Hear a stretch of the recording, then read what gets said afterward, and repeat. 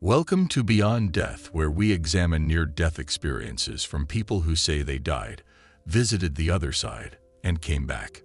Today's NDE comes to us from Paul, who says he visited the other side following a heart attack. While there, he interacted with his great-aunt and met his soulmate. Let's get into it. Beyond Death. I was 19 years old in 2011 and working at a fast food restaurant where I was overworked and underpaid.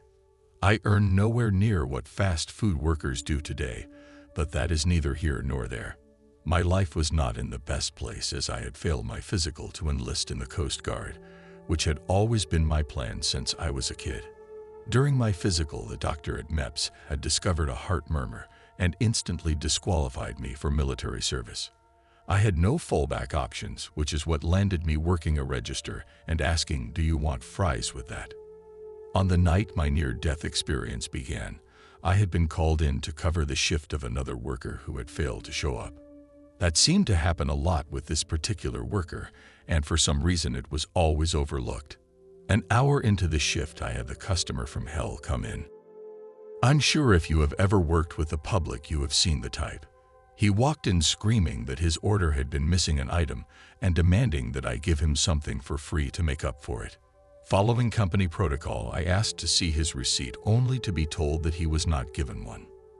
As I began to explain that this customer would have to come back the next morning when the store manager was there, he began to get even more irate.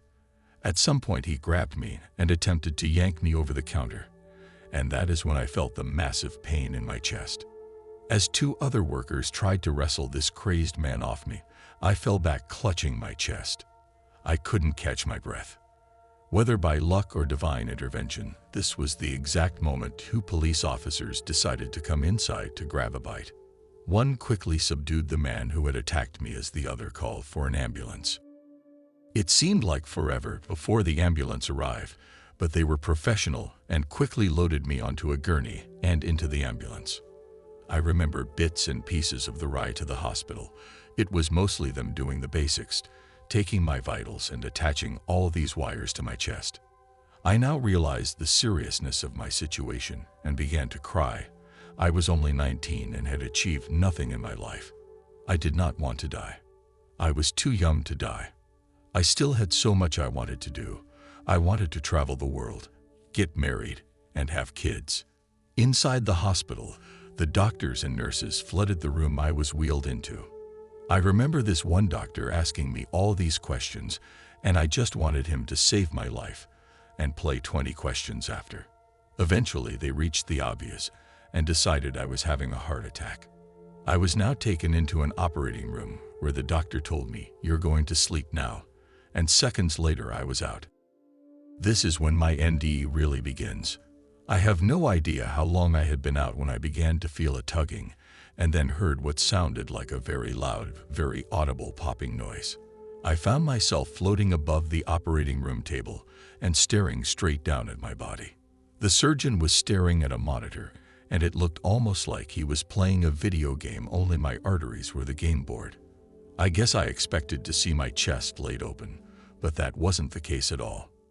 I would find out later that the surgeon had floated a balloon up through my femoral artery in an attempt to open a valve that had stuck in my heart, and that is what I was watching.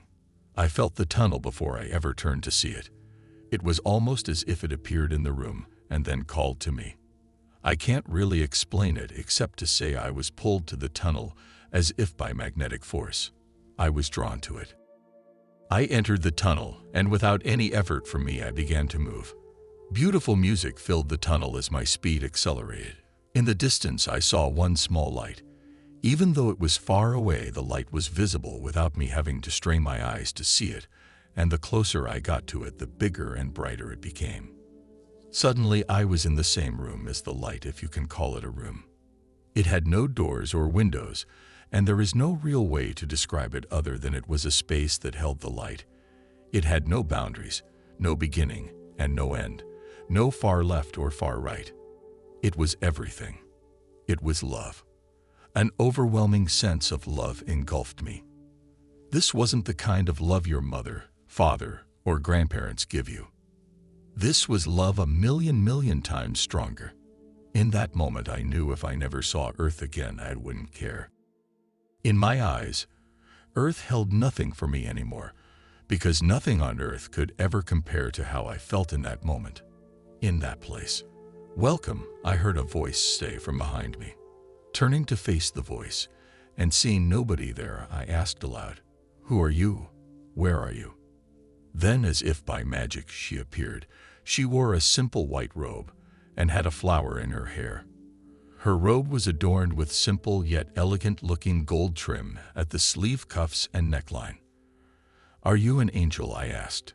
With this, she laughed and said to me, "No, dear, not everyone here is an angel. I am your great-aunt Gail, and I am here to welcome you and help you during your visit." "Is this heaven?" I asked.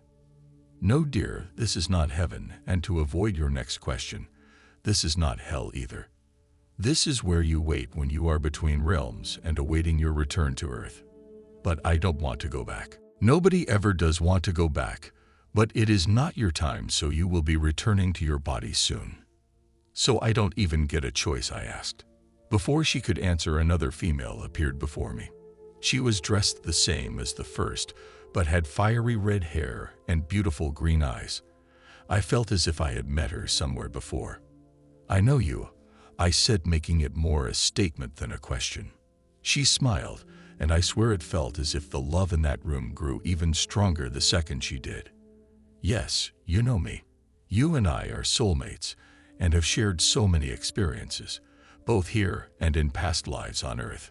If we're soulmates, why are you here now and not on Earth?" I asked. "This time we didn't find each other, so now I wait patiently your return."